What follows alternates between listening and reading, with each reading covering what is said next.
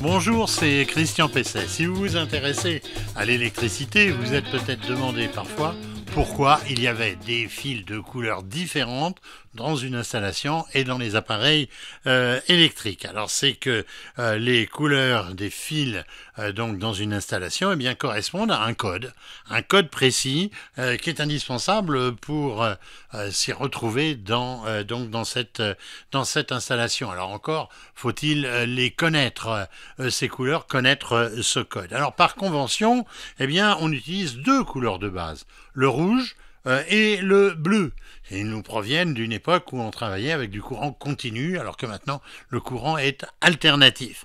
Alors en sortie du disjoncteur d'abonnés et ensuite donc en arrivée du tableau électrique, il y a le rouge qui est pour le pôle qu'on va dire positif, pour le plus, c'est ce qu'on appelle la phase, et puis il y a le bleu qui est pour le pôle négatif et qui est devenu le neutre, donc en installation avec du courant alternatif. Alors le neutre, lui, c'est simple, il est toujours bleu, dans toute l'installation et jusqu'à son retour au niveau donc du tableau et ensuite donc du disjoncteur.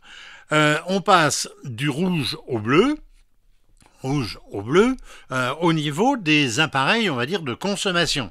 Si on a par exemple une lampe, une ampoule, donc on va avoir une alimentation en rouge et en bleu.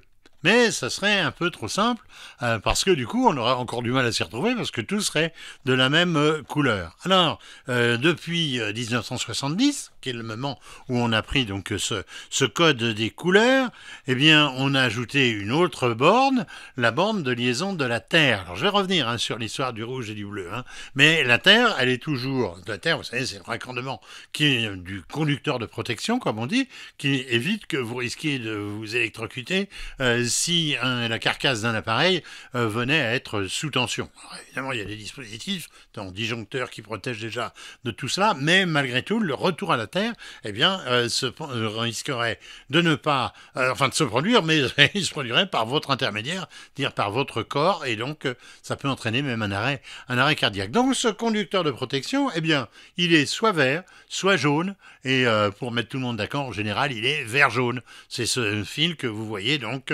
bicolore dans toute l'installation et aujourd'hui dans toutes les prises, puisque toutes les prises doivent posséder un raccordement à la Terre.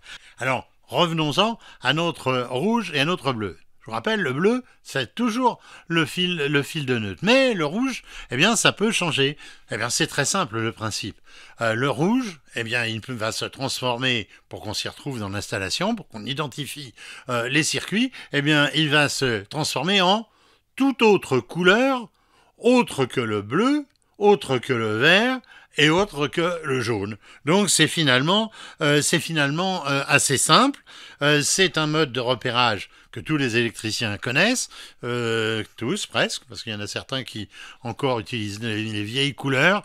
Je sais pas, vous compliquez la vie en vous rappelant ce qu'elles étaient, mais donc aujourd'hui il faut absolument rappeler ce code des couleurs, rouge pour la phase ou toute autre couleur, autre que le bleu, autre que le vert, autre que le jaune.